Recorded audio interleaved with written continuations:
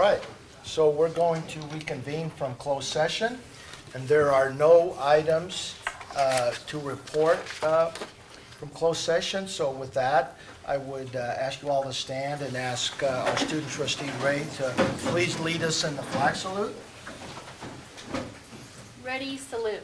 I pledge allegiance to the flag of the United States of America and to the republic for which it stands, one nation, under God, indivisible, with liberty and justice for all.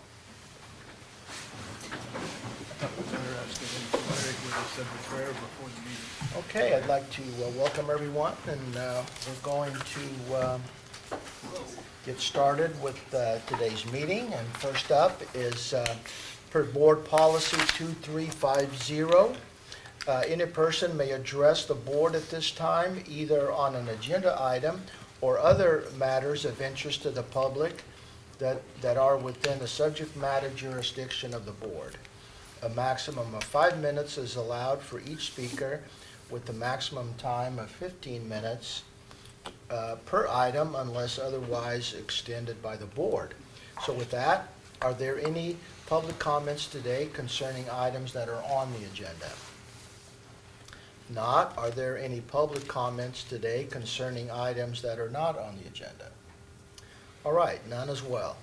So with that, I'm going to move on to reports, and I'm going to start with our student trustee, Ray. I'm sure you have some information to fill us in on today. Yes, sir. So Student Senate last met on October 10th. We're currently planning our open mic night event this Thursday from 3 to 5. And that's just for students to share some of their talents with us. That's going to be in the grind. We're also planning the Giant Spirit Day on October 24th from 11 to 1. That's going to be in collaboration with COS Cheerleading, the dance team, and student athletes. We're also planning our annual Halloween Carnival on October 31st. We chartered 2 new clubs, the Anthropology Club and the Communications Club. We learned through our student senator for the Tulare campus that they're having a fall event, so we plan on attending and supporting them. And lastly, I would like to again thank Mr. Foster for having us at the COS Hall of Fame event. I have a lot of love for my community, so like hearing all those stories of how people had such a positive impact on their community was really inspiring, and I hope to someday do the same. And that's the end of my report. Very nice.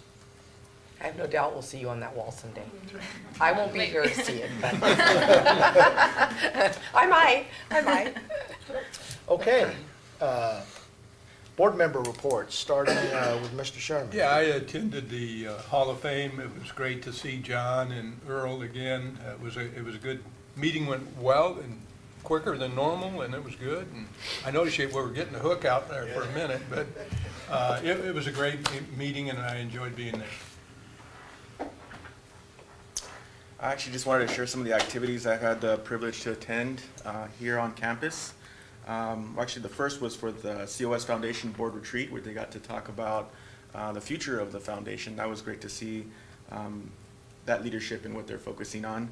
Of course, attended the joint meeting with the City of Tulare and the high school district, and got to meet some other elected officials and their interest to better the community. Went to the Student Services Open House. Got to get a full tour of the Welcome Center, the EOPS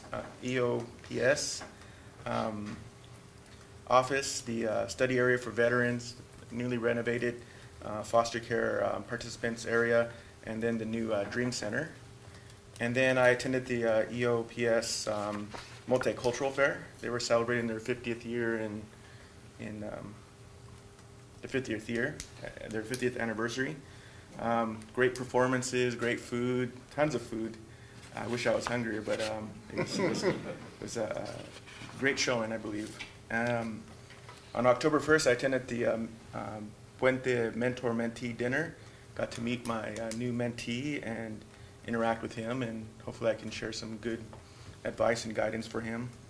And then I also attended the COS Hall of Fame induction ceremony and got to hear some great stories about 2 former trustees as well as other community members. Thank you. Great. Mr. Lane?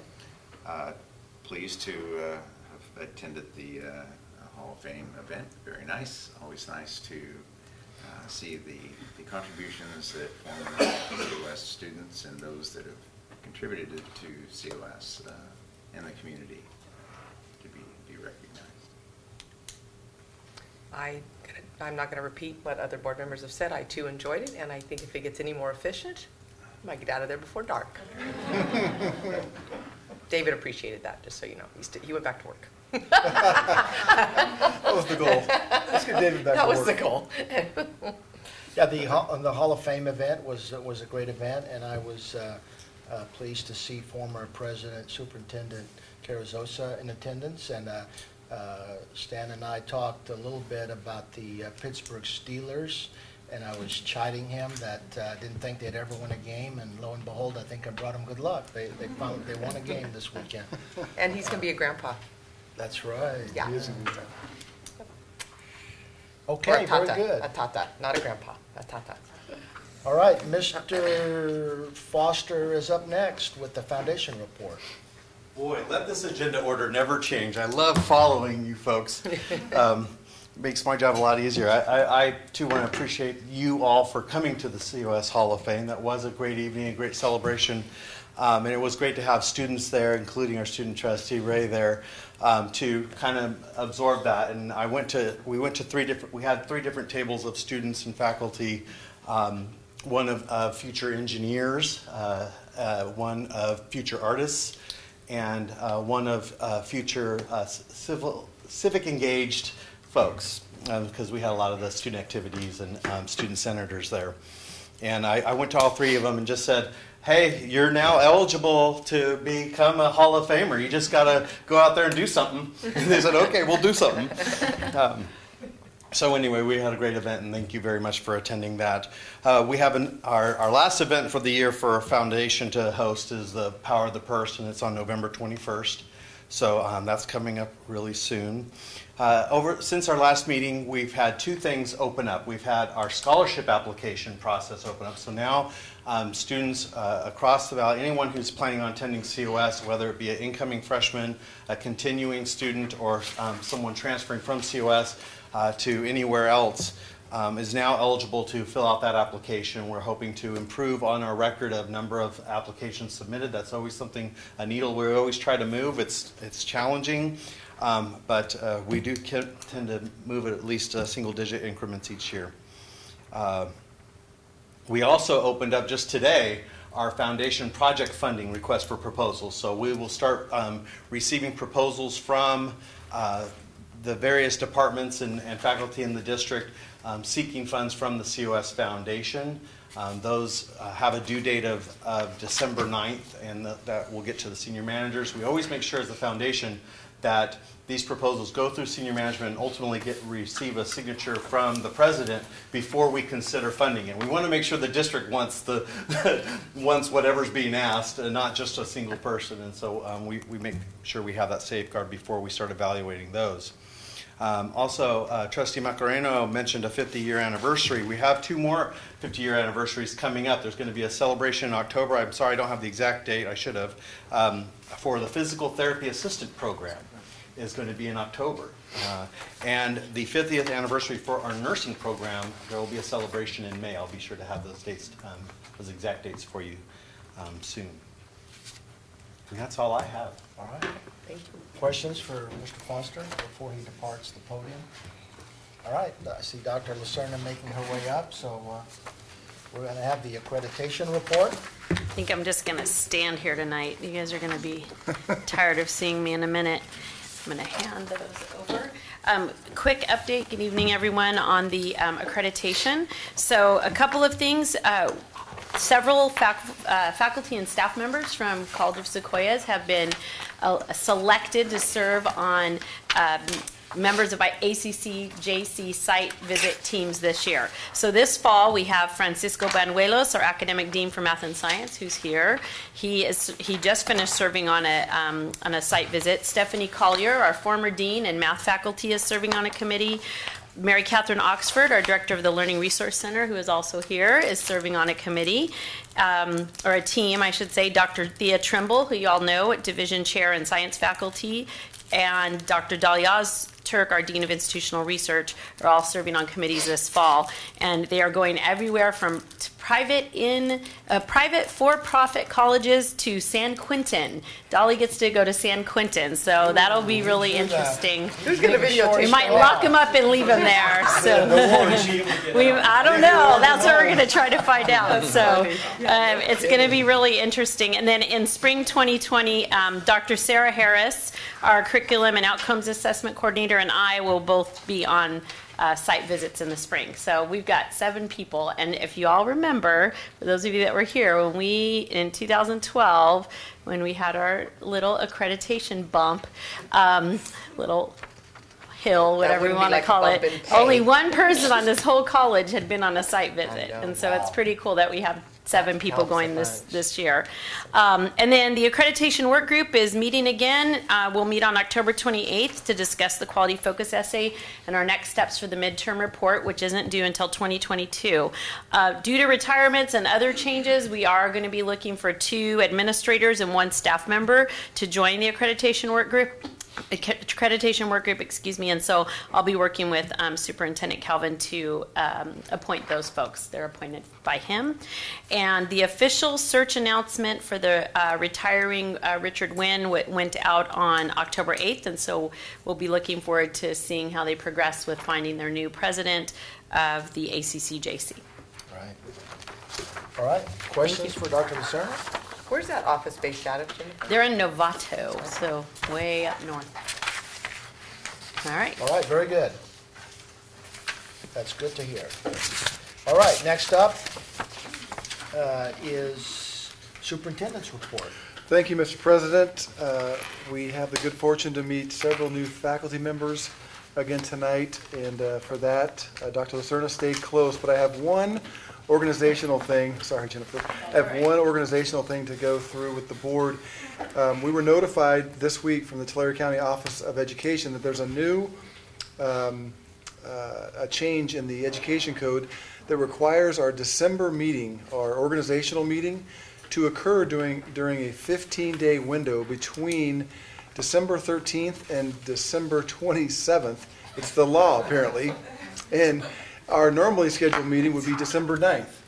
So we're gonna have to bump it up a week and meet on December 16th instead. Yeah. What do they think's going to happen between December 1st I and have December 13th? no idea. We have exhausted ourselves arguing with the county office, and they just said, well, take it up with your legislators because that's the law now. I'm sure You're saying there's, it's the 16th? 16th instead of the 9th now. And Megan and I will get, That's good. It gives Ken one more week to be president, you know. there you go. Good point. Maybe he's behind the new law. At any rate, unless somebody vehemently objects, we will change it and notify you and get some new Outlook reminders out and so forth. Fair enough? Alrighty, let's meet some new faculty members, and for that, we'll ask Dr. Lucerna back to the podium. Okay, so today, all of our new faculty that you're meeting are full-time temporary faculty, which means they're here full-time with us for 1 year, and that happens for numerous reasons. Sometimes it's a late retirement, sometimes one of them tonight, we got a grant, which is pretty exciting, and they are full members of our giant family, and we are so happy to have all of them, and so we bring them forward today to meet all of you. And so for the first 4, I'm inviting Francisco Banuelos. He's our new dean you met at last meeting or the meeting before, and so he's going to introduce the first 4 of them. And I apologize, a couple of our faculty members, they're doing labs, and one for sure is in Hanford right now, and the other one is probably lost and is probably on his way. So, but I'll go ahead and introduce the other 2. And so I have the pleasure of introducing Dr. Karen Walters as our 1-year biology faculty member who was born and raised in upstate New York, where she learned to love the outdoors and acquire her passion for horses. She's a self-described bio-nerd and who loves animals, observing nature. Her love for animals led her to Cornell University, where she studied biology and animal science. She came to California to complete her PhD work in physiology at UC Davis.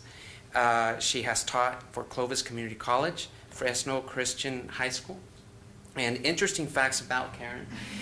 She enjoys anything ocean, sailing, scuba diving, whale watching, loves to travel and meet new people, loves horses, of course, second generation from Denmark. She's a car mechanic. I really enjoy having conversations about vehicles. And spent 6 weeks on a sailing research vessel studying fish migration in the South Atlantic. All right.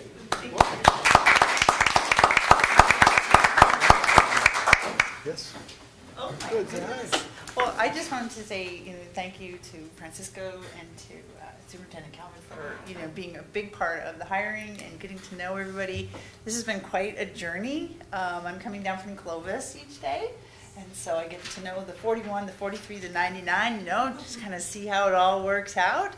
But it's just been a wonderful journey, and the students are awesome, and I'm really enjoying kind of getting to know Visalia at a whole new level. And so thank you for the welcome, and That's great. looking forward to a productive year. Thank you, Karen.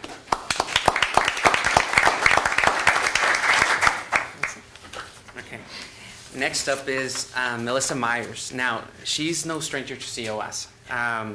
She's our one-year mathematics faculty member. She was born in Pennsylvania and raised in Oregon. She completed her undergraduate work in mathematics at Oregon State University, and she completed her graduate work at Portland State University.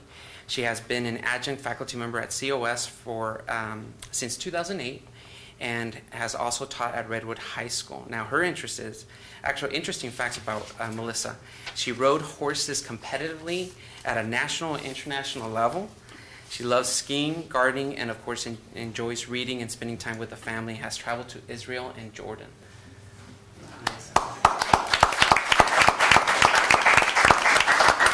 Good evening. I can't tell you all how excited I am to have an opportunity to take on a larger role here at COS after being part-time for so long.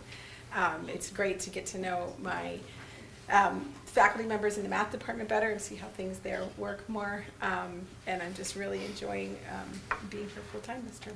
So. Well, welcome. Yeah, thank you. And I saw him running in, so I'm going to introduce him next. Is Mr. Kenan Kamas, right? Okay. Thank you for correcting me. So he is our one-year physics faculty member who was born and raised in Turkey, but comes to us from Chicago, where he has taught full-time physics and math at the Institute of Art. So interesting combination, right, at an art school for physics. He worked there for 2 decades. There, he oversaw curriculum for all physics and mathematics. He co-chaired the Student Success Committee, chaired the Curriculum and Development Committee, and twice in those 20 years he was named or awarded the Faculty of the Year by his peers. Kenan has also been teaching at community colleges throughout the greater Chicago area. He holds a master's degree in physics, has completed PhD work at the Northern Illinois University. And interesting facts about Kenan is that he, of course, loves physics, machine learning research. He played semi-pro soccer, has a black belt in judo, and was an acrobatic Turkish folk dancer.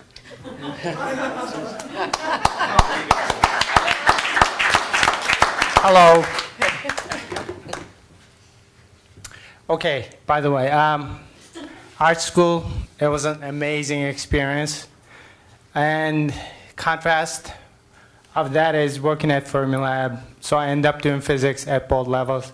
It was a lot of fun. I'm here by chance. It's been a great experience. I've been enjoying it. The only reason why I'm late today is because I didn't realize that we were going to have this meeting. And I'm also lecturing right now. We were checking to see if levitation is possible, mind over matter. And so you would think that the answer is no, but I do a lot of mind twisters. By the time I'm done with you, you're going to try to levitate, so that's what we do. So I have to go back, check to see if it's even possible for students to be able to levitate today, so that's what I'm going to do. So it's been a lot of fun. Thank you very much. Welcome. brought you to Visalia or to COS? Oh, okay. I kind of like honesty. This was a practice interview.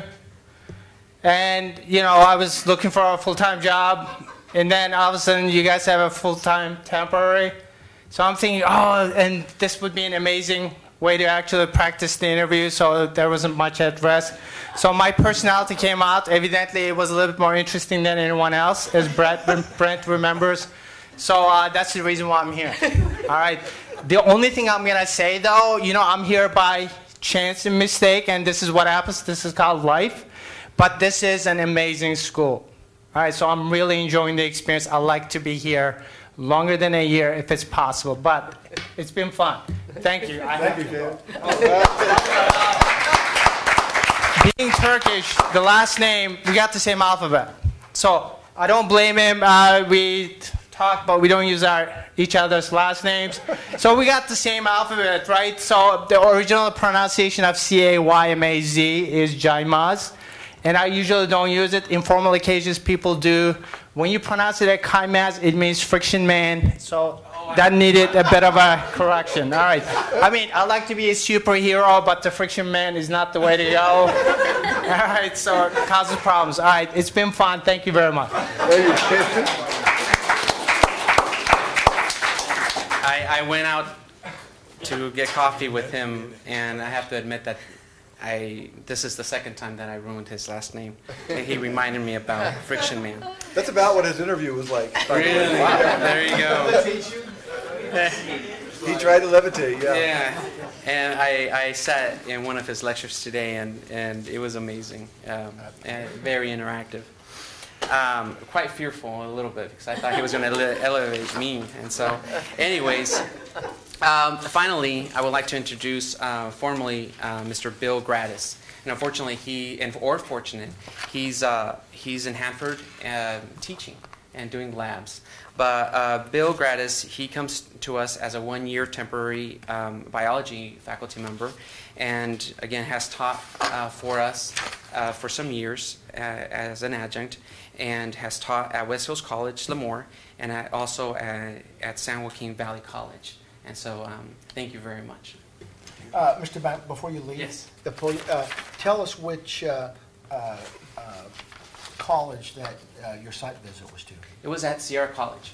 Sierra College up in Rockland. Rockland. Mm-hmm. Okay. Very impressed with what they were doing over there, and of course, I can't say much about the report, but No. they had an amazing. Came back after visiting their natural science museum that they have within their science department. Very impressive work. Very impressive. All right, very good. Thank you. Yeah, and Sierra College President Willie Duncan was our chair of our committee, if you guys remember, of our ACCJC committee. Is So, he still, has he retired? or no, is he's he still there. Oh, he's still Yeah, there. yeah. He's my age. Well, So- that's the advantage of having so many people serve on site visits, is hopefully you learn a lot, and bring back to our college, you know, the things that are good and that will help us. So. Exactly. We're glad you feel that way, because we have you signed up for one. Yeah. They were looking for a trustee. Depends Ken. what the subject matter is. All right, I am now going to ask Mary Catherine Oxford, our Director of Learning Resource Center, to introduce our next faculty member. Hello. I get the pleasure of introducing Natasha, and I'm going to apologize in advance for butchering her last name. My native English tongue can't handle it. But as much as I practice Katena.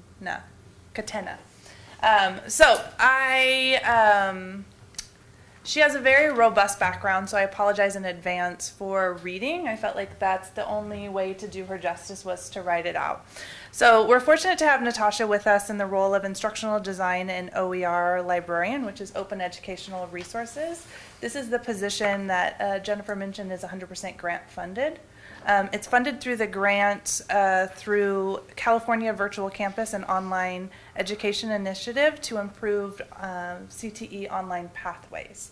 So what that means, what that big string of words means, is we're really focusing on increasing online opportunities and the affordability of CTE programs. So we've toured both campuses already, and we're starting our work with faculty now.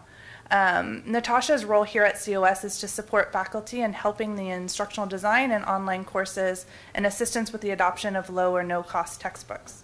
So Natasha is no stranger to agriculture or CTE. She was born and raised in a farmhouse in rural Greece and started out in CTE in Greece as an obstetrician, a family profession. She even learned micro welding, repairing glasses, and cutting lenses on grinding wheels. In order to transition career paths, she took online courses to pursue her master's in anthropology in London, and this sparked her passion for distance education. So Natasha earned a second master's in education and a PhD in information sciences at UCLA. Her dissertation research was on OER implementation in California education. So she's very passionate about teaching, and you'll know that when you interact with her, and distance education. She's had some experience across and outside of higher ed, and most notably, she taught hybrid and face-to-face courses in UCLA for 6 years in German language, literature, film studies, and information studies. And then she also taught outside of higher ed in a school for refugees in Greece, and also a mobile health clinic in Africa and museums in Greece and London. So I hope you guys give her a warm welcome here at COS. We're very fortunate to have her.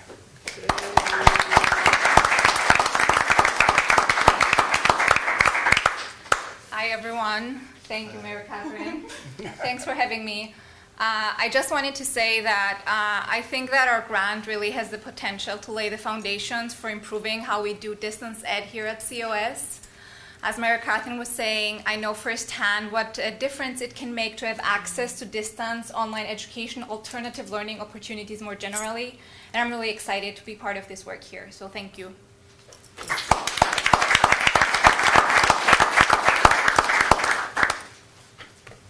Me again. You're still Any there. questions? We're good? Okay. So I have the opportunity to introduce our newest dean, administrator. And if you recall, a year ago, we introduced Chris Sutherland to you. He was Ken's neighbor, but he needed to go back to Utah. So Chris transitioned back to Utah, and so we replaced his position with a new Associate Dean of Educational Support Services. So I'd like Angela Sanchez to come up and join me while I introduce her. So I'm happy to introduce Angela Sanchez. She's our new Dean of Educational Support Services. Angela joins us after 33 years at Visalia Unified School District, where she has served as a Spanish teacher and assistant principal at Redwood High School. She was principal of Green Acres Junior High and principal of El Diamante High School. Most recently, she served in the role of area superintendent for Visalia Unified. Angela received her Bachelor's of Arts degree in Spanish with a minor in Italian from California State University, Chico, and her single subject teaching credential. She completed her Master's of Arts in Education Administration and Supervision at California State University, Fresno. I was reviewing her resume today to kind of come up with some highlights, but there were so many, I decided just to give you a few. So she's received numerous honors, including the Tulare County Hispanic Leadership Network Administrator of the Year in 2016, and the ACSA Region 11 High School Principal of the Year in 2017. She's served in numerous roles at Visalia Unified, including accreditation teams, negotiation teams, and as the Graduation Requirements Committee Chair. And that's just a small glimpse of all of the experience she has there. In addition to that, she's the proud mother of 3 children. Her daughter Julia went to COS and is about to graduate from Fresno State this semester. She's really excited to join the Giant family, and she has already invested in a lot of blue and orange clothing. So let's give Angela a giant welcome.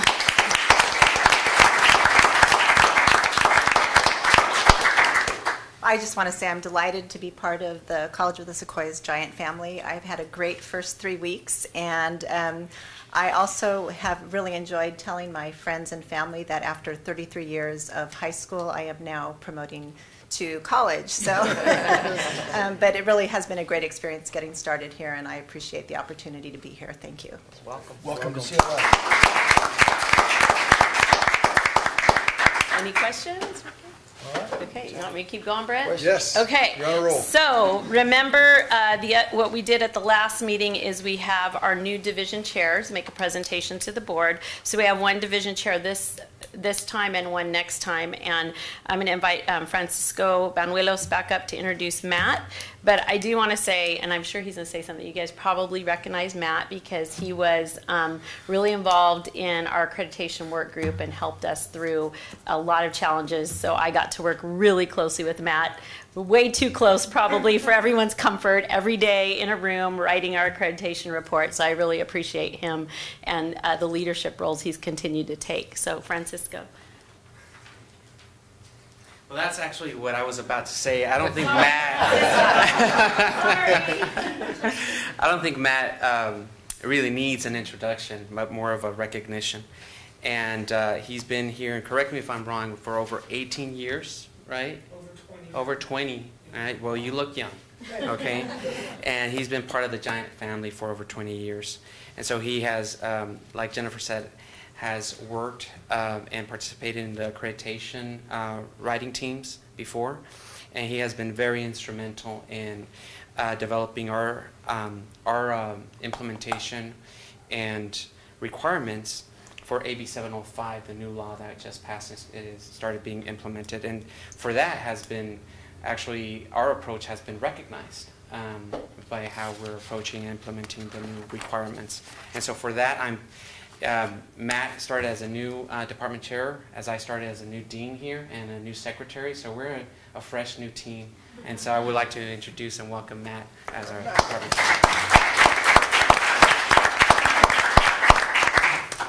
Jennifer told me to come prepared, so I've got something. I'm local. I've been here nearly my whole life in the Valley, went to Visalia schools, graduated from Mount Whitney. In '93, I was a student at COS. I graduated from COS and went on to Fresno State, where I got my bachelor's and master's degrees.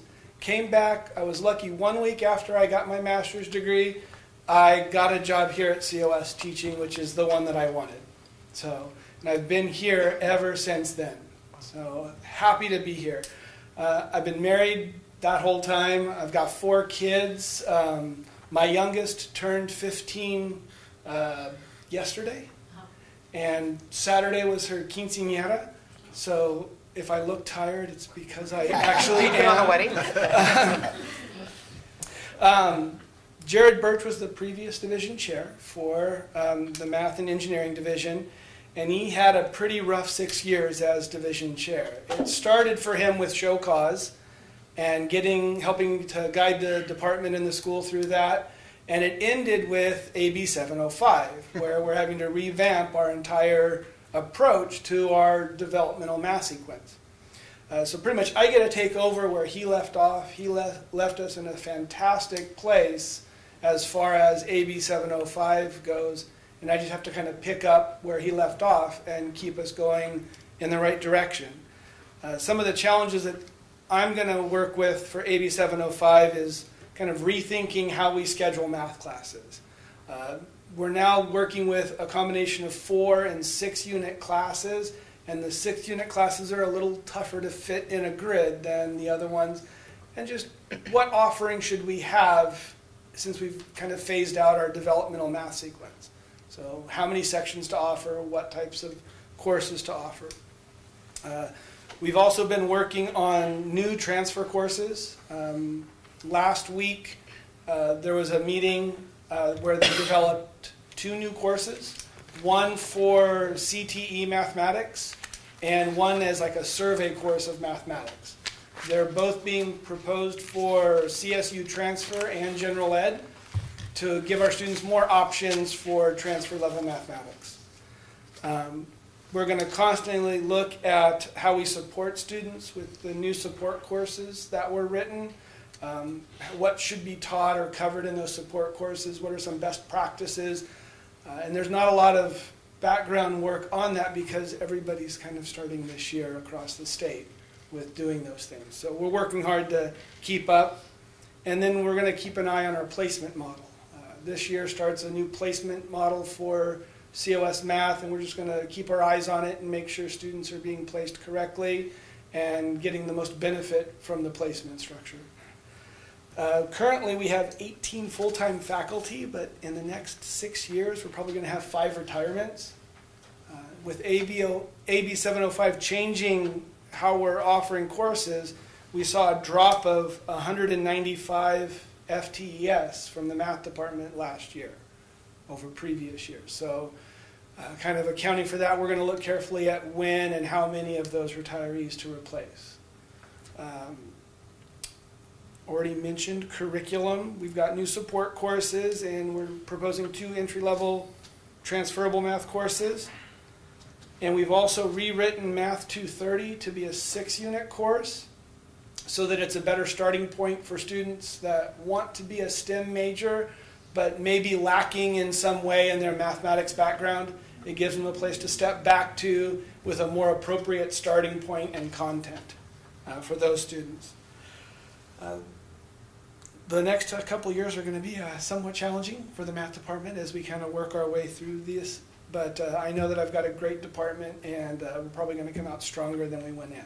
So, thank you. Thank you. Anybody have any comments or questions for Matt? If Matt, on behalf of the board, I would like to take this opportunity, just in case we haven't already done so, and that is to thank you for all the great work you did with respect to the accreditation, as Jennifer mentioned. So thank you for all of that. Okay, thank you.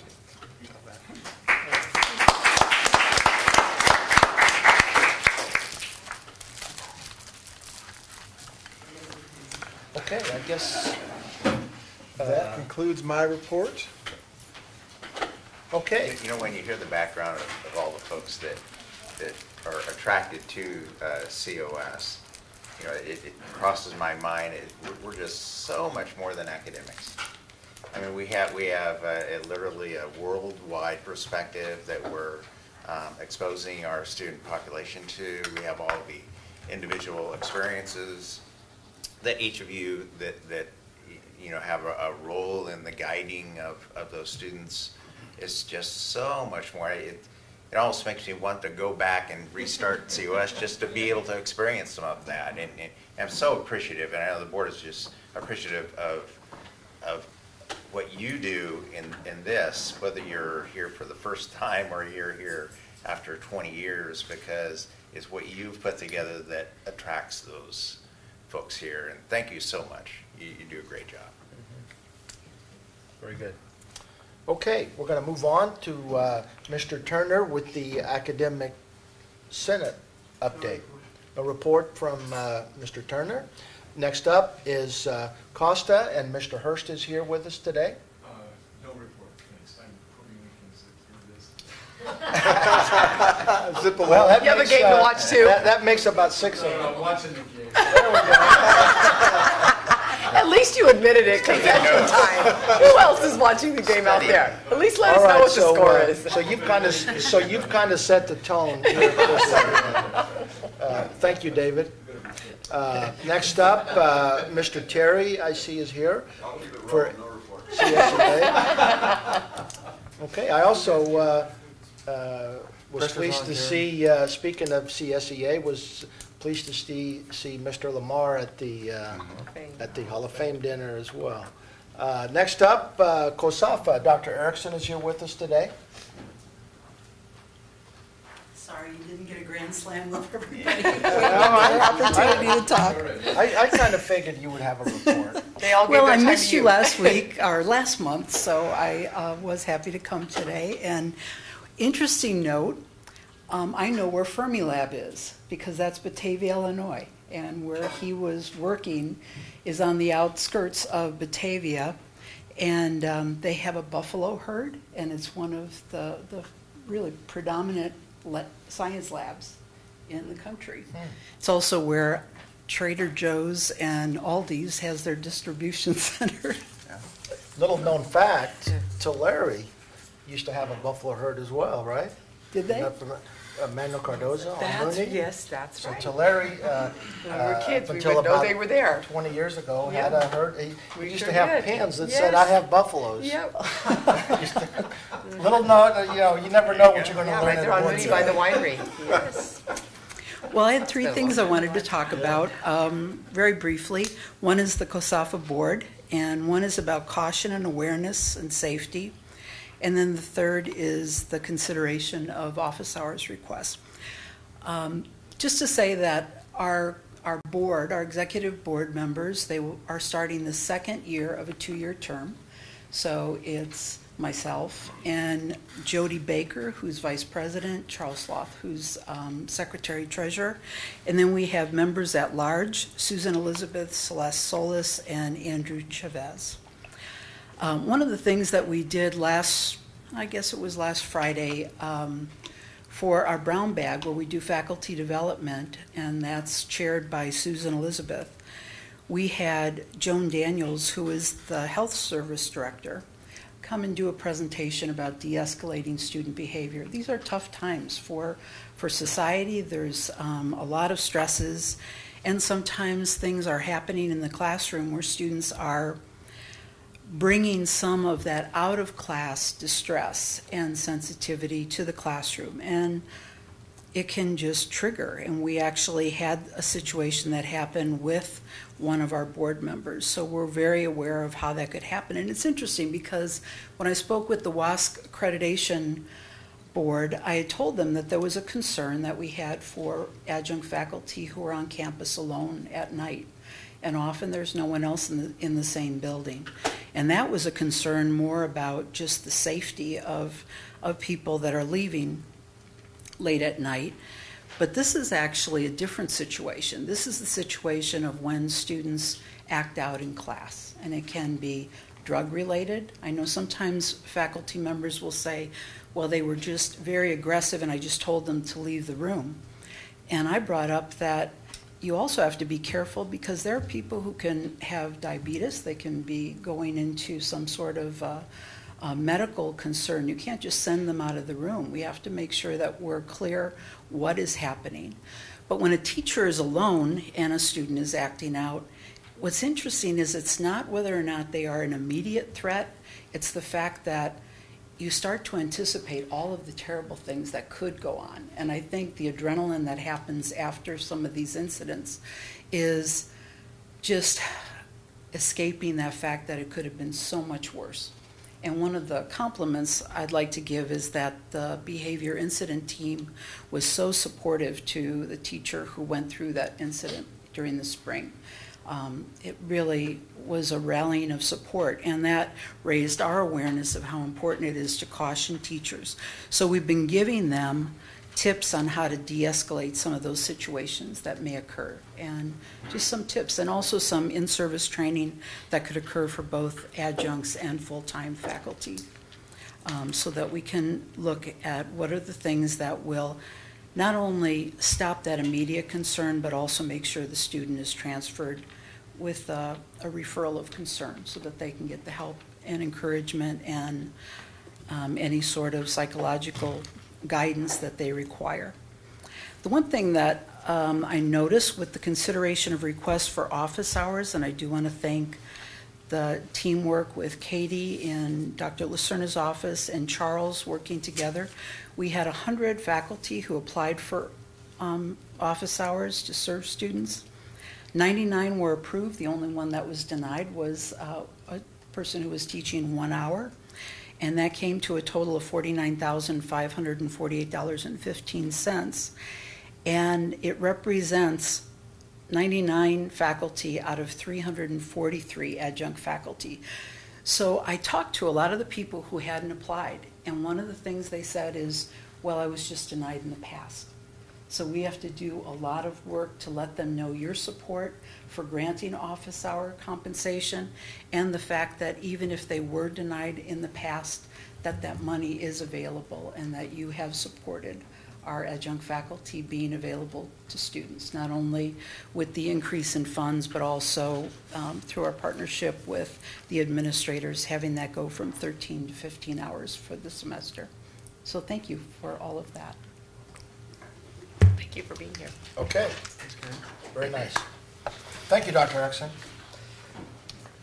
All right, next up, information, item 1. And I see Dr. Lacerna is going to introduce us to this information item as well. Thank you. So every year, in October, we have an update on our college partnerships. So we have three special guests here today, two from afar or outside of COS. So Visalia Technical Early College High School, Bill Davis, principal, is here, and he'll be up first to talk about our relationship and the work that they're doing. Second will be Eric Thiessen, who's in the back. He's the principal of University Preparatory High School. And our third guest is Brandon Hildreth, our director of dual enrollment here at COS. So in that order, I'm going to ask them to come up and do their presentation.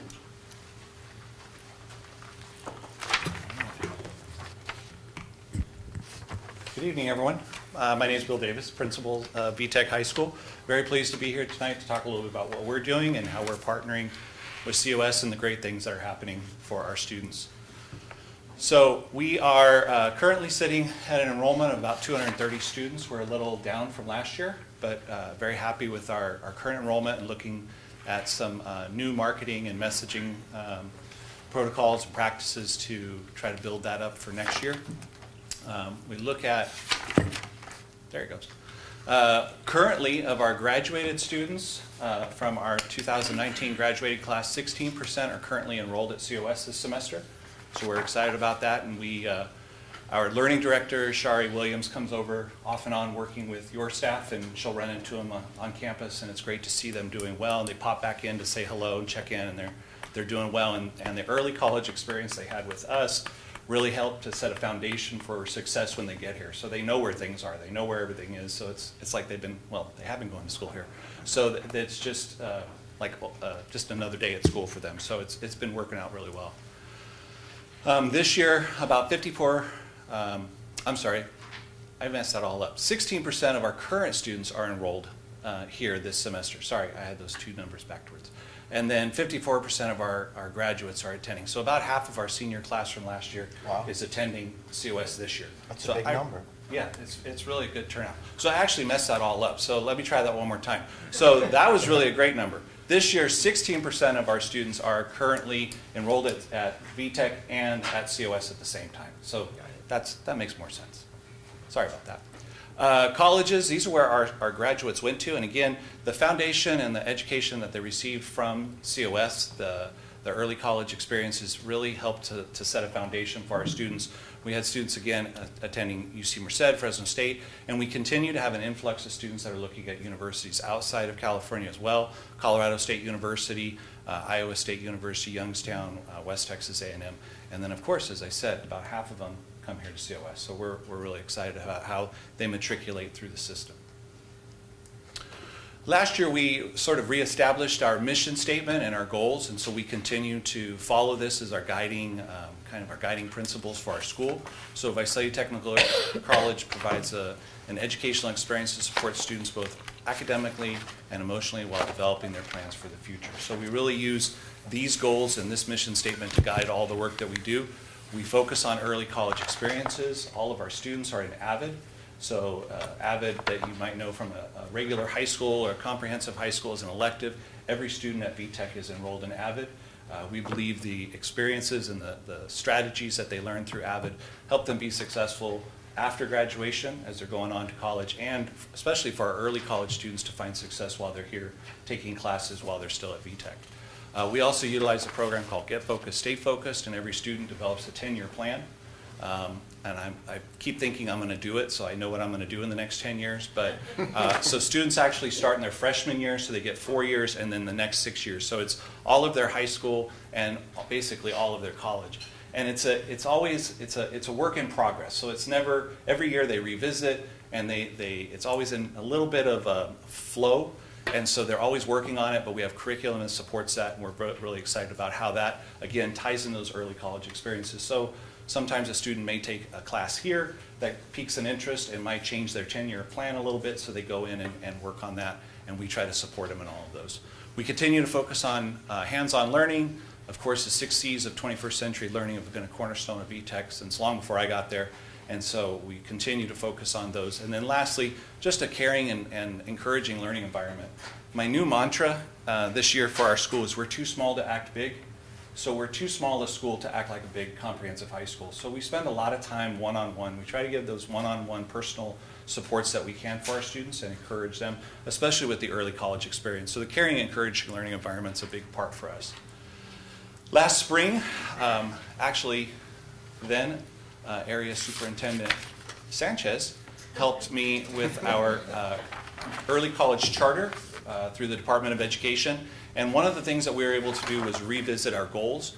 And so it was really interesting. Our board said, well, what do you want to do? Like, what is your goal for this school? And so we really started looking at it and looking at some numbers. And one of the things that was really interesting was last year we had our graduates graduated on average with 14.4 college units, which for an early college, we were happy with that.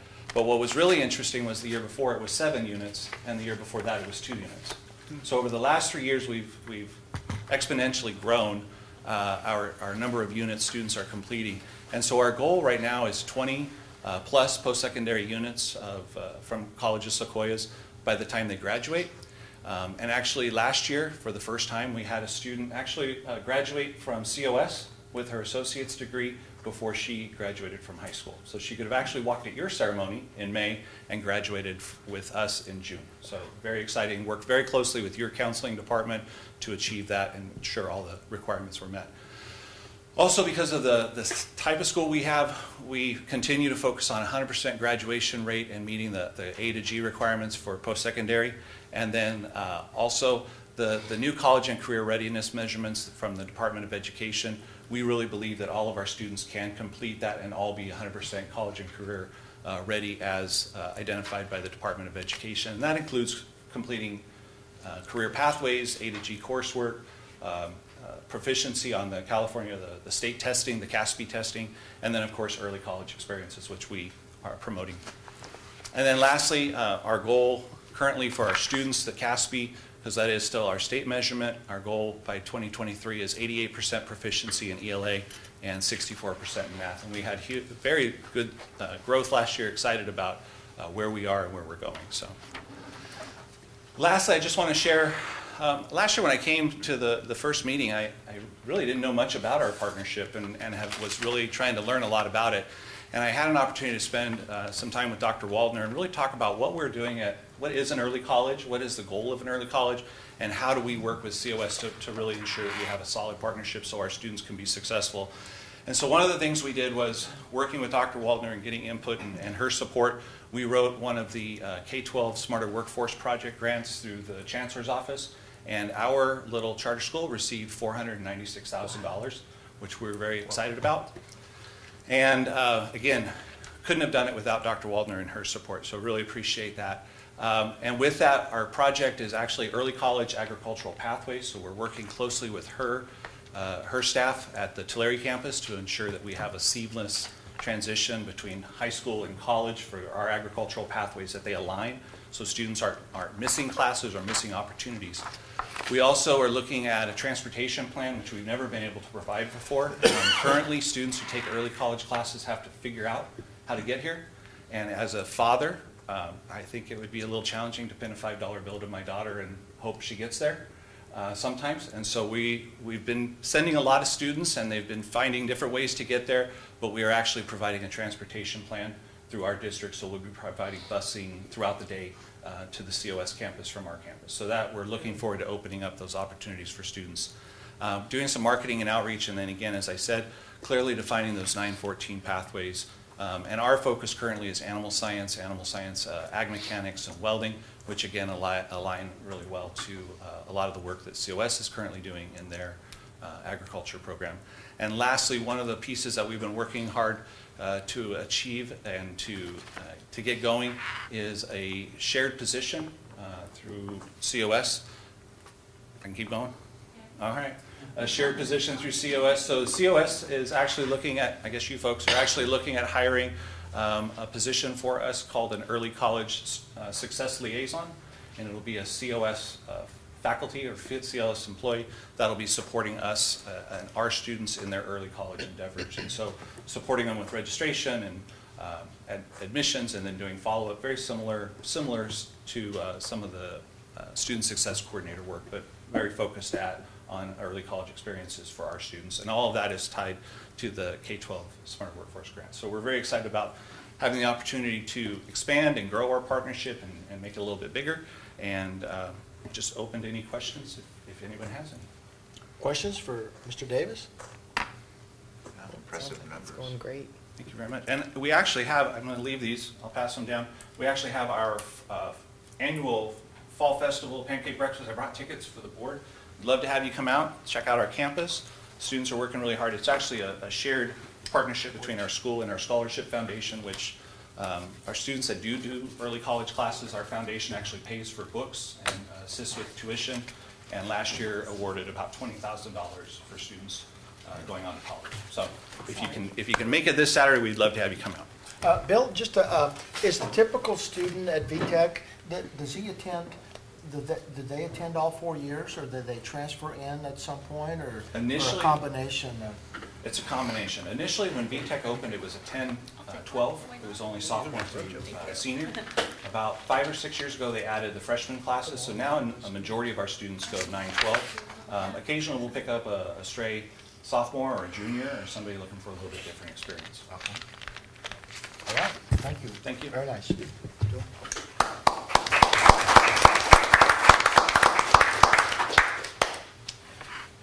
All right, Mr. Thiessen. Good evening, everybody. Superintendent Calvin, board members. It's always a pleasure to be here to talk about our schools.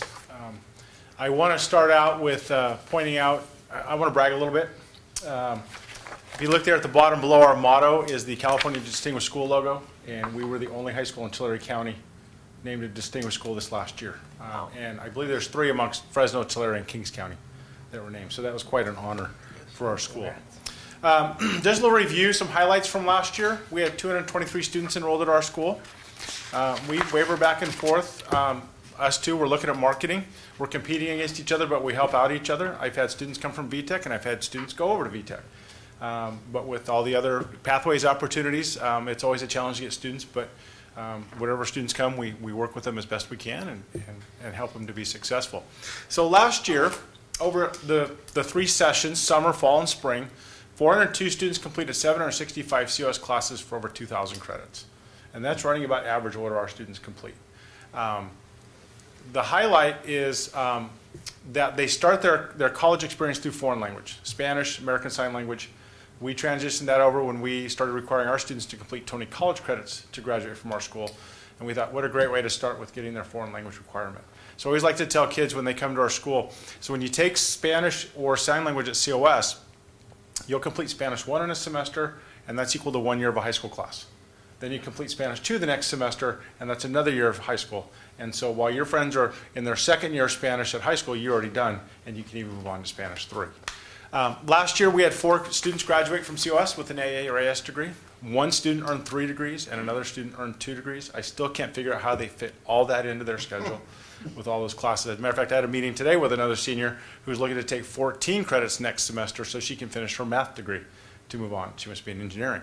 So we'll see with that. So, but right now, I have, I think, 5 students who are in line to graduate in May. So like you said, is our students are graduating college before they graduate high school. So they graduate from COS a week before they come to us. We've had a total, since 2014, we've had 12 students graduate from COS with a total of 21 degrees. And now we have 5 more in line. We don't emphasize getting their AA degree. What we emphasize is getting their IGETC. Get your general ed out of the way. My own son's going to graduate this year. I said, you're not going to work on your degree. You're going to work on your general ed and save me and your mom a lot of money. And he'll be one class short. So he'll do that over the summertime. But he's got his focus, and it's helped. And so it helps that our students come in with an idea and what they want to do, and we can help them achieve that idea.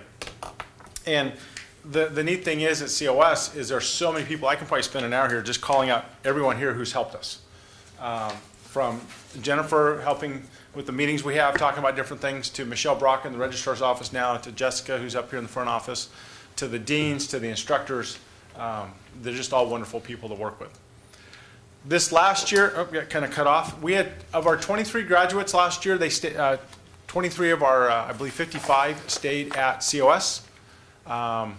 25 of them continued on a 4-year university, and it was cut off at the bottom. One of our graduates enlisted in the U.S. Army. So we have a 99+% graduation rate. We have had 4 students enlisted in the military.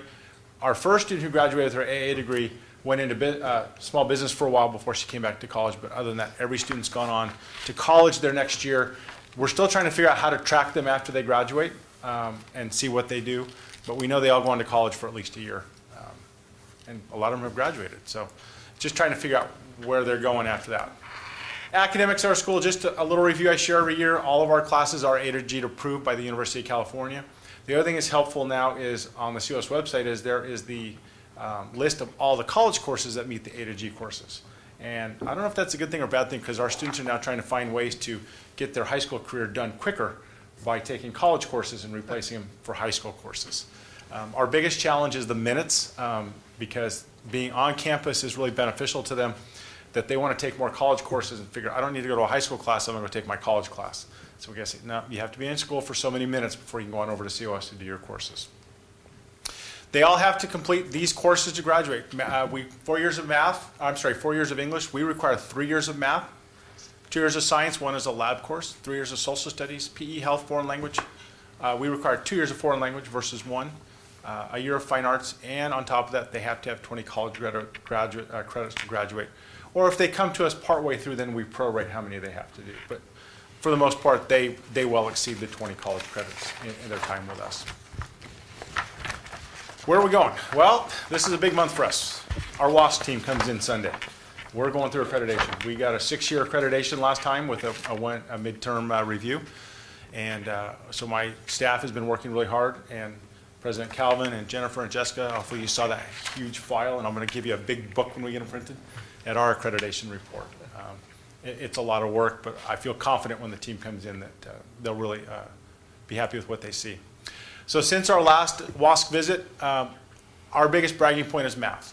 For over 3 years after our WASC visit, these are our math scores in CASP, from 29 to 49 to 71% proficient on the mathematics assessment.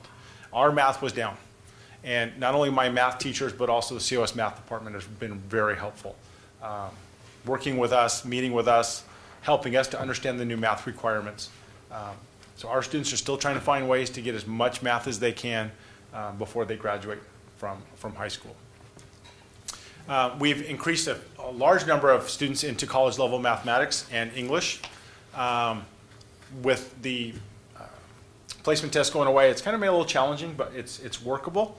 And English and math departments have been very helpful with us, so we make sure we place our students where they need to be. We don't want to get a student into Math 35 until we know they're ready.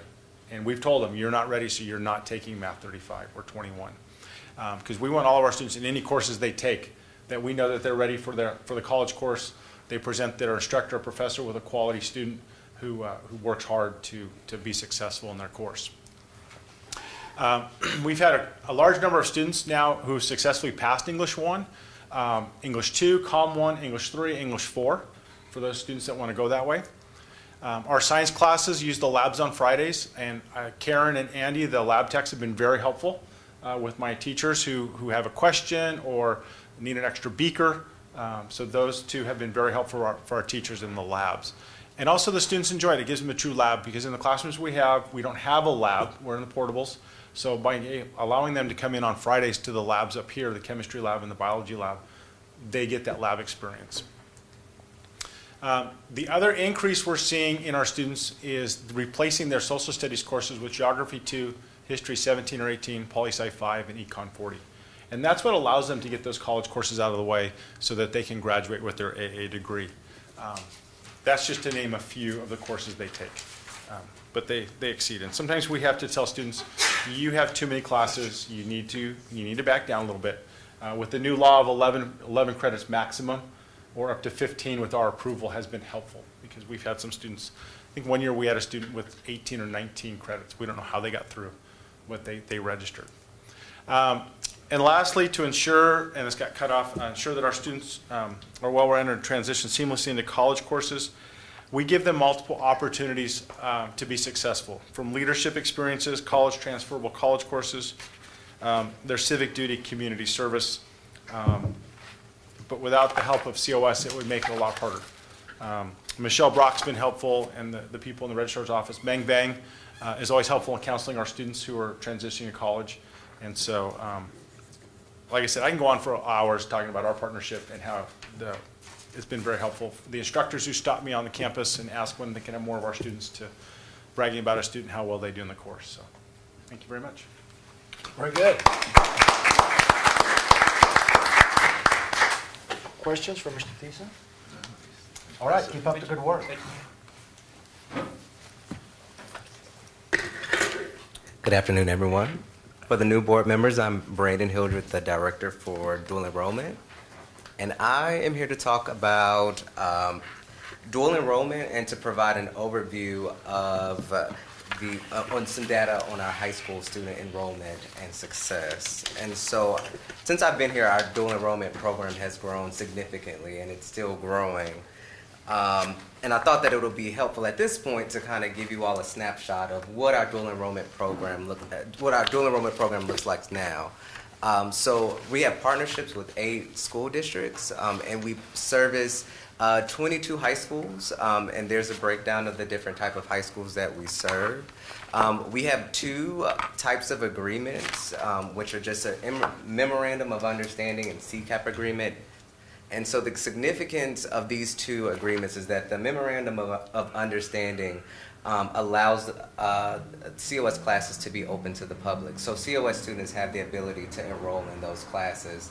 The CCAP agreements are tied to AB 288, which is the College and Career Access Pathway agreement, which you may have seen that you all have approved, and that gives high schools the abilities to restrict courses. So that's one of the benefits of that, and it's really geared towards creating a pipeline for students who are underrepresented or non-college bound. So it's legislation just designed specifically for those students. Right now we have 29 dual enrollment instructors that are full-time high school teachers. And that will change by the end of this year. We just hired someone at Lindsay, I would say last week, and there are 2 or 3 instructors that are coming through the pipeline now to become dual enrollment instructors. We offer dual enrollment courses across 28 different courses, and they're mostly gen ed courses. We're at the point now that we're now having conversations with high schools to look at ways that we can incorporate dual enrollment classes that align with CTE pathways or learning academies that are at the high schools. And even though it's broken off there, we offered last year 58 sections in the fall and 49 sections of dual enrollment courses last year.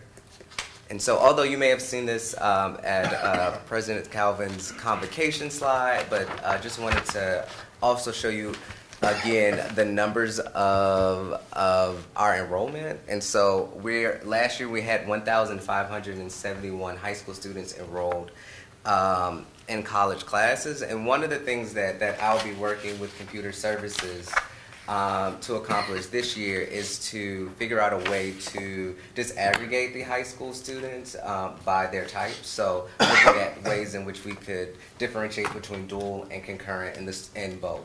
Because right now all of the high school students are kind of lumped together. And so once we find ways to disaggregate that, we'll be able to look to see how we can best serve and look at enrollment and trends within those students.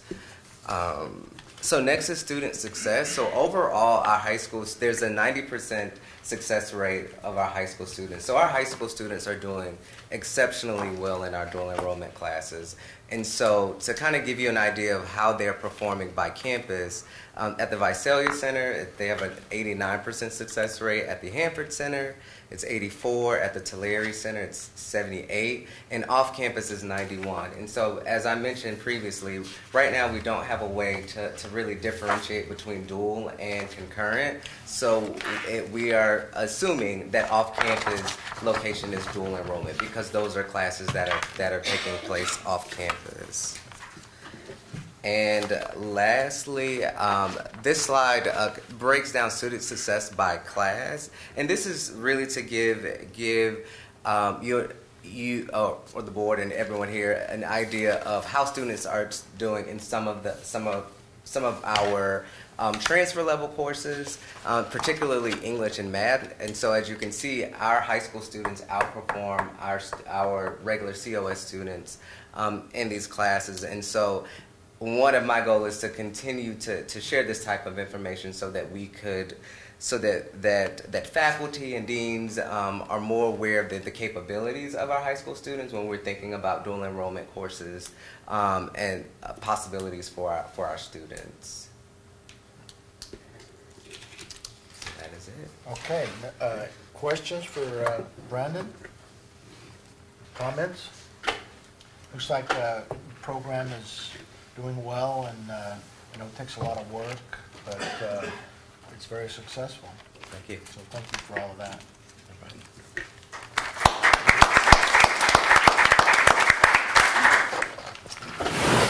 All right, what's up next? Dr. Lucerno. You're kidding. Surprise, surprise. All right, so curriculum training. So let's get to it. Hold on to your chairs. It's going to be exciting. Let's get 3 cheers for curriculum.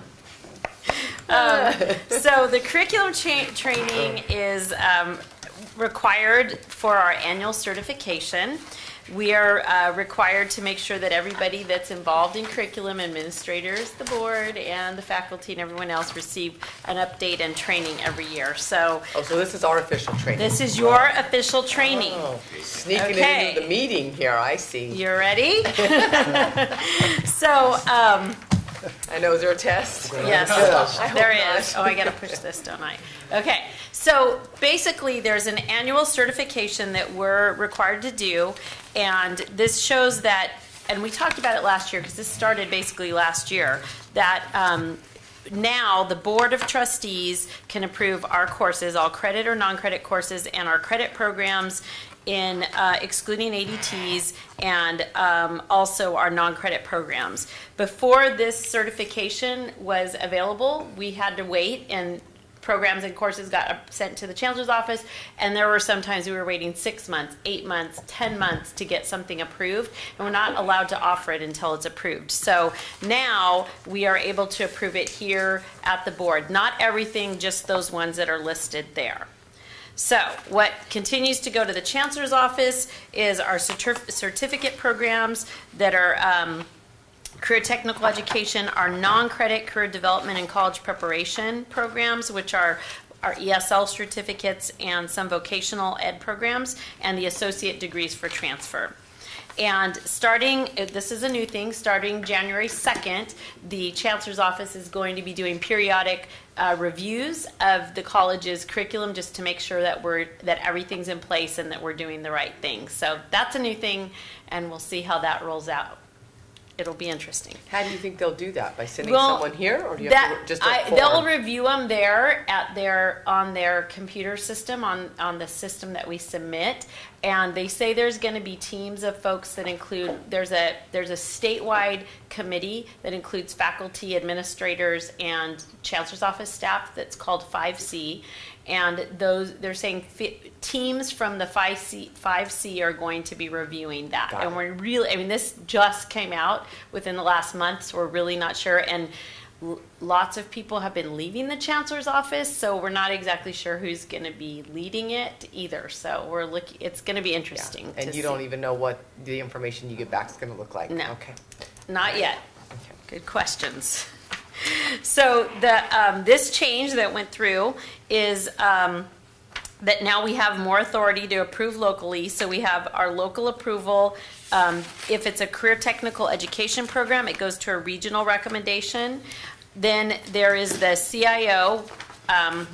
Sarah Harris and I do a local certification, and then it goes to Chancellor's office for chaptering. So what that means in a nutshell is that once it comes here, it's approved in all of those areas except the 4 or 5 that you saw, and it goes just to the Chancellor's office to say, okay, these are approved. But now they're going to audit them starting in January.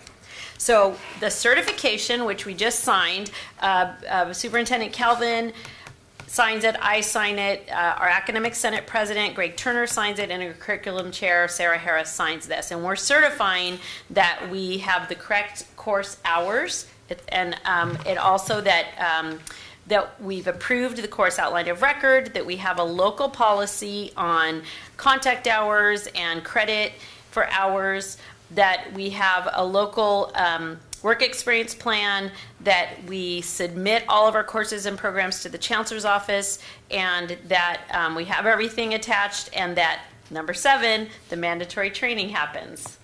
Therefore, this is your mandatory training. Check the box. Yes, we have just submitted this, and I want to show you on number 3, we have to have a local policy for this, and that policy, 2 of those policies are on the board agenda for tonight, and it's BP 4020 and 4090, and I do not know if it's possible to go ahead and approve those tonight, but if it is, they're on first read. I don't know if they can be advanced to second read. It would be very helpful because we have to certify that those have been approved by the board, and we changed them last year, and they're on your agenda for today. And I forgot to ask President Calvin if we could move those to action by any way. That would be fabulous. He's going to be researching that as you say. I know. So, there are 2 things that we look at. We use the PCAH, or the PCA, the Program Course Approval Handbook. We use the Education Code, Title V, and all of our guidelines to make sure that everything we're doing with curriculum is correct. That PCA, Program Course Approval Handbook, is a very thick book that the curriculum committee, that I and that Dr. Harris know very well, and we refer to it whenever we have questions, and we make sure we follow all of those guidelines with curriculum. And then we also have course calculations. So there's local policy. We have some local, the AP or the BP that's before you today, and then there's policies at the Chancellor's office about the times and the ways that courses are set up, and we look at that and we review all of that through a very detailed process. So what's for all course approvals and submissions, they have to still be approved. I talked about it already to the Chancellor's office, and all of this is meant to streamline the processes. So what happens here at COS? We have the BPs and the APs, and then we evaluate every course or program every 5 years, and if it's a career technical education or vocational program, then it's every 2 years. And so Dr. Harris keeps a really good tracking of when everything's due to be updated to the Chancellor's office. What happens here with courses or programs, that it starts with the faculty in the department. Once that's approved, it goes to the division level. Once that happens, there's a curriculum committee that does a technical review of every course or every program before it gets to you. So there's a technical review that happens. I review it at that time as well and look at every single detail. We have our articulation officer, we have financial aid folks, we have our distance ed coordinator, we have counseling people and faculty from all of the divisions reviewing all of the courses through a technical review. Once the curriculum committee approves that, it goes to the Academic Senate. The Academic Senate reviews everything at their meeting, and they do an approval at Academic Senate. Then it comes to you. So before anything comes to you for your approval, we have made sure that all of these things here are done. And we make sure that the courses and the programs follow the guidelines from all of the laws and the regulations that we have. So you can be confident that it's okay for your approval. And then they go to the California Community College Chancellor's Office for chaptering, and only then can they go into our catalog or our schedule. So before we can add anything, it has to go through that process. That is the end of your training. I wanted to make sure Get out your pencils, that close your you notebooks. understood the process. And, oh, I probably need to go hand that back to you again. And see if you have any questions. All right. You're a very good instructor. How was that? You know everything. Pass out the quiz. Okay, now for your quiz. Can we do online next year? Yes. Do you want online training? Oh, that was mean. You didn't like my I'm training. teasing. With you, of course. With you.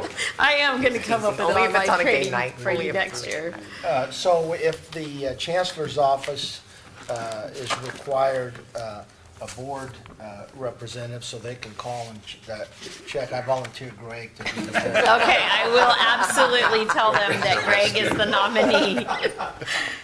You got the highest grade. Okay, well, that is good information, and thank you for that training. You're welcome. And, all right, very good. So with that, we are going to move on to item 9, which is the consent calendar for this month. And all items listed on the consent calendar are considered routine and will be enacted by one motion. An item may be removed from the consent calendar at the request of any board member of the Board of Trustees or any person in the audience, and will be considered as a separate agenda item. So with that, we have items 3 through 8 on the consent calendar. Are there any items that need to be removed and acted on separately? Just for comment, number 7. Number 7, okay, we will pull that item, and then I would accept the motion for approval of items 3 through 6 plus item 8. So moved. Second. We have a motion and a second for approval of consent calendar, items 3 through 6 plus item 8. If there's no further discussion, all those in favor, please signify by saying aye. Aye. Opposed, motion carried. All right, so we will take up item 7, agreement between Sequoias Community College District and the Foundation for California Community Colleges. Mr. Lane. Just a comment, and I guess an observation that as you look in, you can see in the audience, there's multiple pages and all that. There's a significant obligation that the college has in enrolling somewhere between 40 and 50, according to this agreement, additional youth or our existing youth into a life skill type of training. And lots of other requirements and meetings and so on. Clearly, so this is a grant of $22,500, and if we were to have 50 students enrolled into it, that's $450 a piece that the college receives, and that's only that doesn't provide for any accounting or reporting or anything like that. So I just wanted to acknowledge that this is one of those additional things that we do that you really don't get paid for. You do it because it's the right thing to do, you do it because it's an obligation, and you do it in this particular case because it enriches the students' life and their ability to be successful. So, hats off. I think we ought to do it. I'm not questioning it whatsoever, but my goodness, there is a point when we take on certain things that we do have to evaluate it from a dollars and cents standpoint. I'm not suggesting this is one of those, but So this little, thank you, John, for pointing that out. This smaller grant is one of probably several that we get through the state to support foster youth that are here. In fact, the state paid for us to essentially renovate our entire space. It's gorgeous. It's unbelievable. That's awesome. Our foster youth students have as nice a facility on this campus as anybody does, and it was paid 100% through the state. I would agree with you that if everything that was listed there was required for 50 students and that's all the money we got, it wouldn't make sense. But that's just a small piece of the various components that make up our foster youth funding. And then frankly, there are requirements that they have to take a certain amount of units while they're here, almost like athletics. So you can take those 50 and multiply it by $5,000, $6,000, $7,000 to get kind of the true revenue for the foster youth program. So it does pencil out certainly more than that contract would lead you to believe. No, of course, yeah.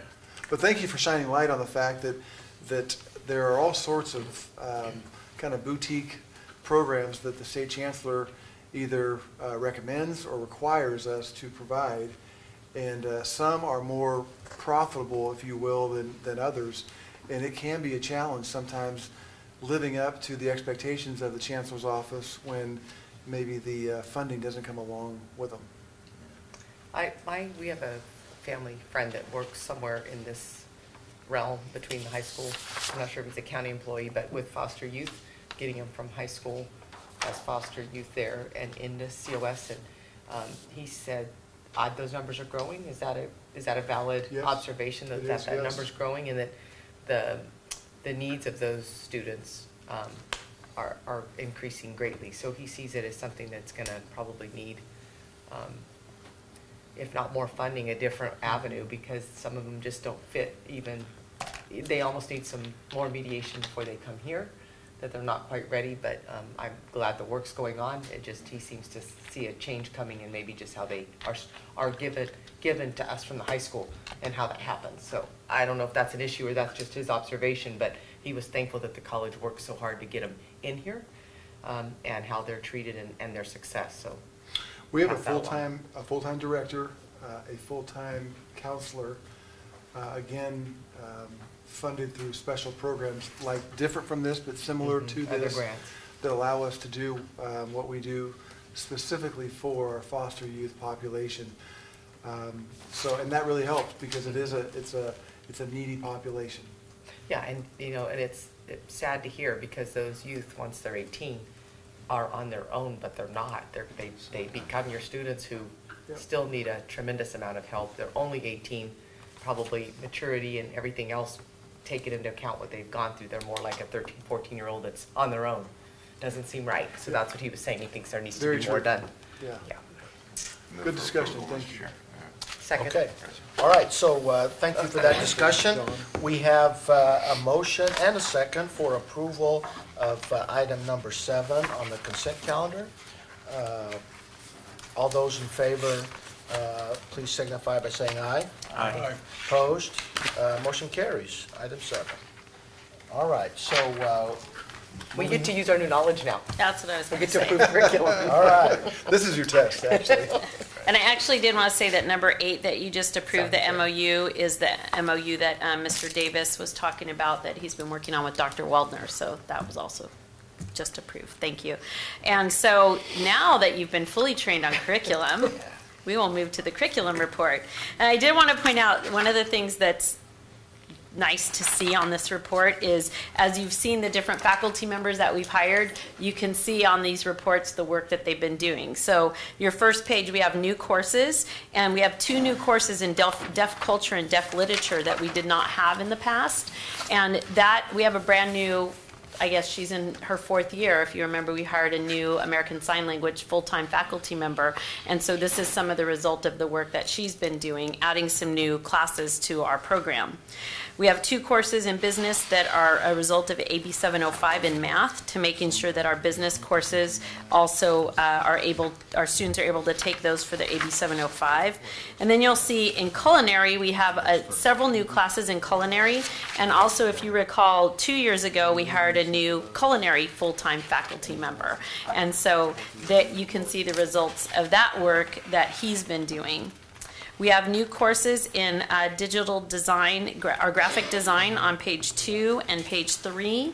And that's a result of work that our adjunct faculty in graphic design have been doing with our advisory committee to revamp and revise that graphic design curriculum.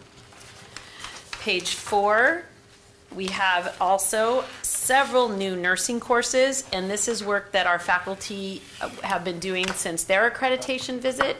They were recommended to update their curriculum every 5 years, and so they've completely revamped the nursing curriculum with a lot of input from advisory committees and work with the hospitals and work with our accrediting committee, and they're going to be doing a lot more work with their skills lab. And so they've got some really nice new curriculum here on page 4 and page 5, and a new course in political science as well for our associate degree for transfer. On the bottom of page 5, we have our, as I told you, that we have every 2 years, every 5 years that CTE and general education courses come forward. So you have course modifications in agriculture, and on page 6, more agriculture, American Sign Language, automotive. The 2 business courses, again, are here to align with AB 705. For math, page 7, we have some more business classes. Child development, these are all here for their regular 5-year or 2-year updates. Our counseling 25 in college life and success. Construction practices on page 7. And page 8, more modifications for construction practices, and again, we hired a full-time faculty member 2 years ago in construction, and so this is work that he's been doing. English, we have an English 126, and another one, we hired a full-time faculty member in fashion this year, and as an adjunct faculty last year, she started working on this new fashion curriculum and revising and updating our fashion, and these are all modifications she's been working on. Those go on to page 9. Instructional support updates, and then updates to philosophy, pharmacy tech, and these are all just the regular modifications. Page 10, our pharmacy tech, we've again revised all of that. Those courses, we've modified them with our full-time faculty member in pharmacy tech. Those go on to page 11. So you've met all these people, and now you can see all the work they've been doing in curriculum, and those courses go on to page 12. We have several course deletions, mostly because we've updated things or we're no longer offering those courses in ag, fire, philosophy, pharmacy tech, and on page 13, more pharmacy tech deletions, and you saw they were replaced by the courses that were also on here as new. We have a new on the bottom, page 13, a new program in Associate of Science in Nutrition for Transfer. On page 14, a new program for a Certificate of Achievement in Family Violence Issues. And then program modifications, these are all here for their regular 5-year or 2-year updates in construction, industrial automation, nursing, certificate in business, child development, food services, industrial automation, and then one program deletion which has been replaced by something else in paralegal.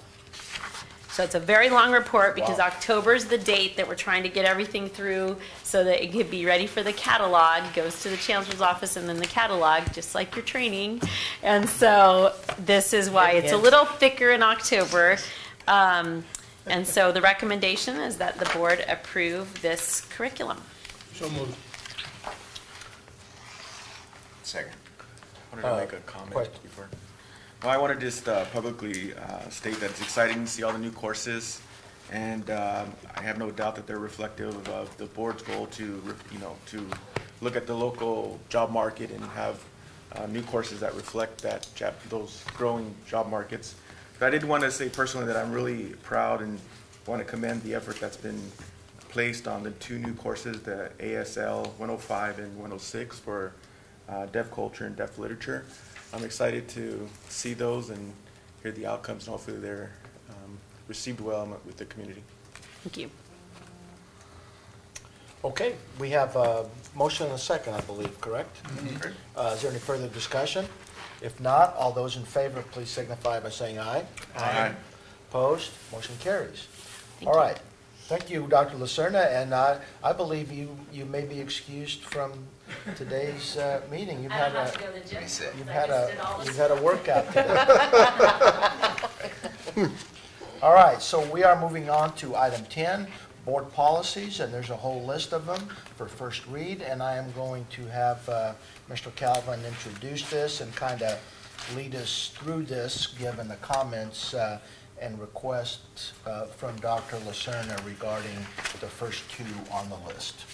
Thank you, President Nunes. Yes, ordinarily we would take all 10 of these BPs and just review them for the first time, answer any questions you might have. In light of Dr. Lacerna's statement, we may want to entertain a motion to waive the first read on BP 4020 and 4090 and consider those two separately as a second read for approval.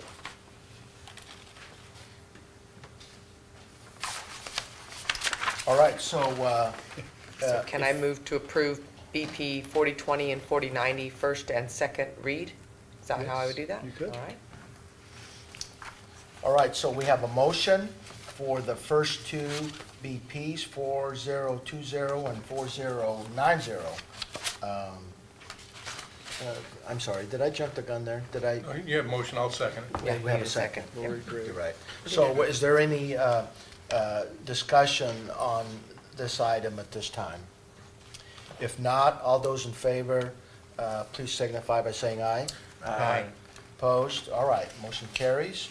And so that takes Great. care of those two. First two. And then let's deal with the rest. So of the now we items. have BP 7150, employee evaluations, 7210, academic employees, 7230, classified employees, 7345, catastrophic leave program, 7350, resignations, 7360, discipline and dismissal for academic employees, 7365, discipline and dismissal for classified employees, and 7370, political activity. Again, this is a first read. You'll see it again in November. At this time, are there any questions, concerns with these remaining 8 board policies? I just have a quick one. I don't want to spend a lot of time because I don't want to nitpick it, but on the dismissal, discipline and dismissal for classified and academic, they just look entirely different, and I'm sure, I know that has to do with ed code, but why is that? Whereas for the CSEA, it says it's going to the master agreement. I get that change, and it goes into the numbers, but then for the academic, it doesn't. Is there a reason why they're both so different? Johnny, you want to speak to that? Yes, it's prescribed by the education code.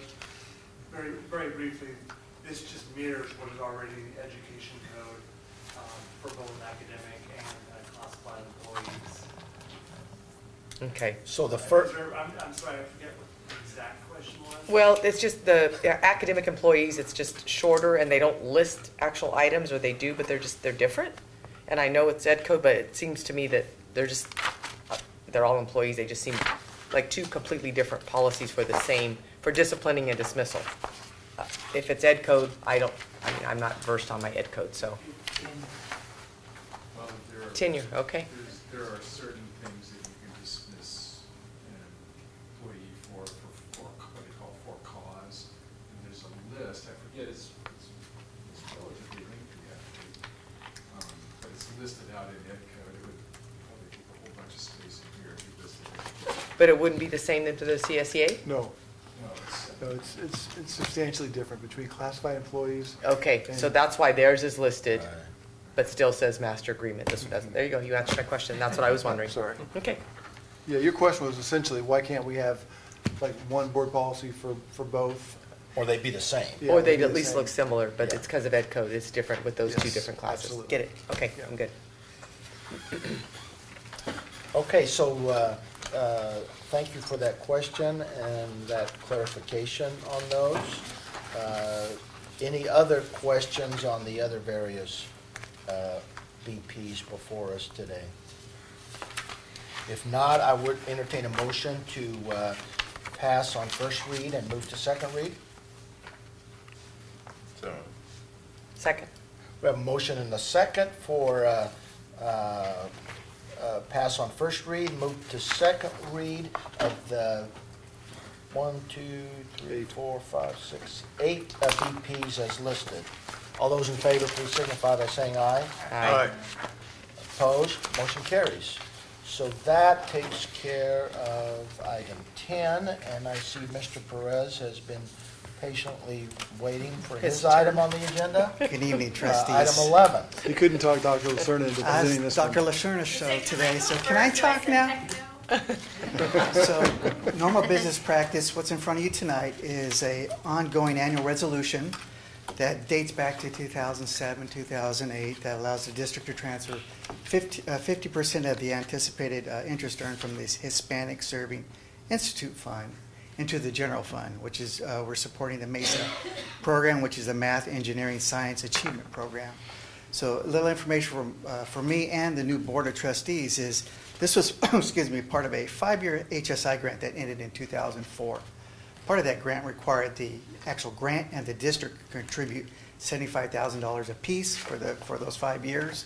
And then what we can do is use 50% of that interest. There's a corpus, there's a balance of over $300,000, but there's a 20-year waiting period. So in 2024, 25 is when the district gets to use that entire balance as they deem necessary. But until then, we could use 50% of the interest.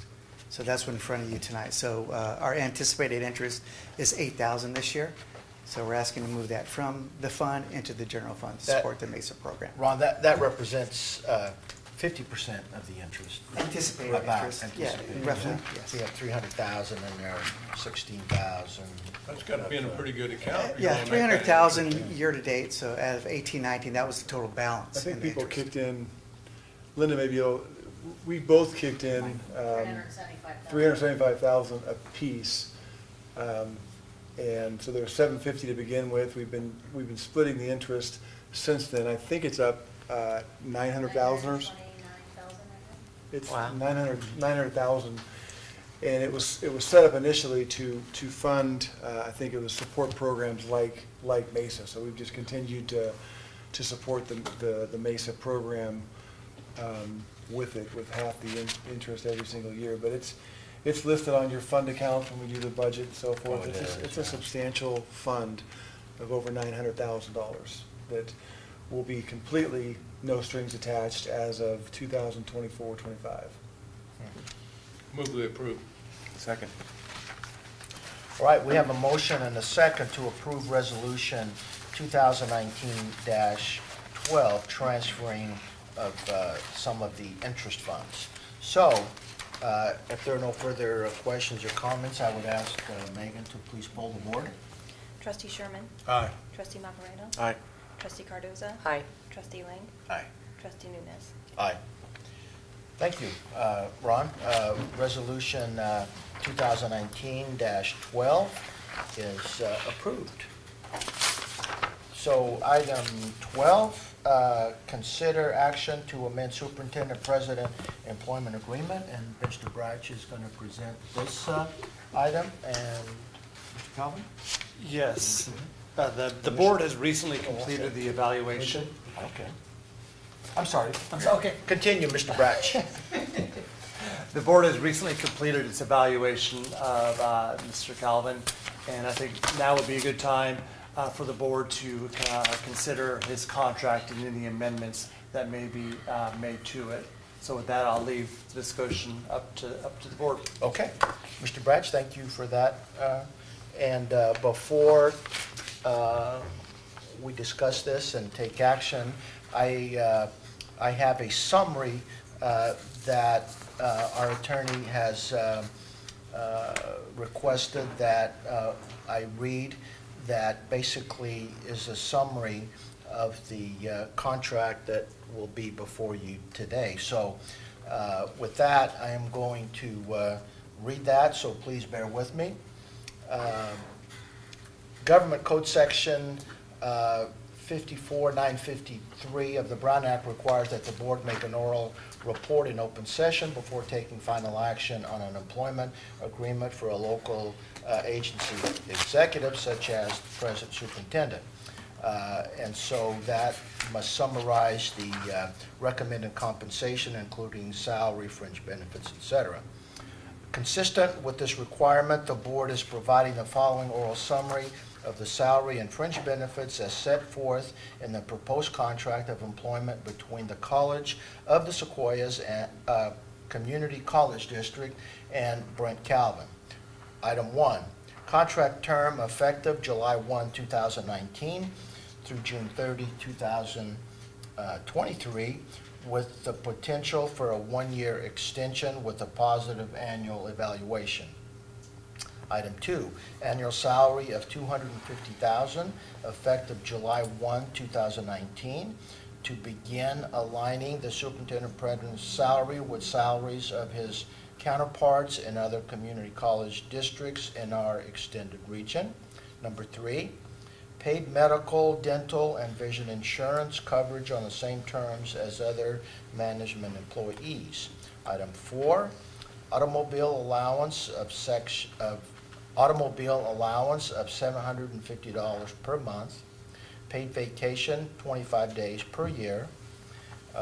Last, professional dues to Rotary International, the Association of Community College Administrators, the California Community College Chief Executive Officers Association, and the Association of California School Administrators.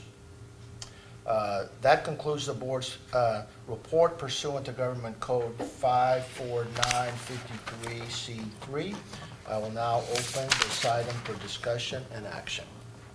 So thank you for bearing with me on that, and I will open it up for board comments and or motion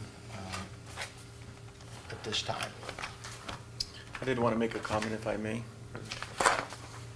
Mr. Macareno?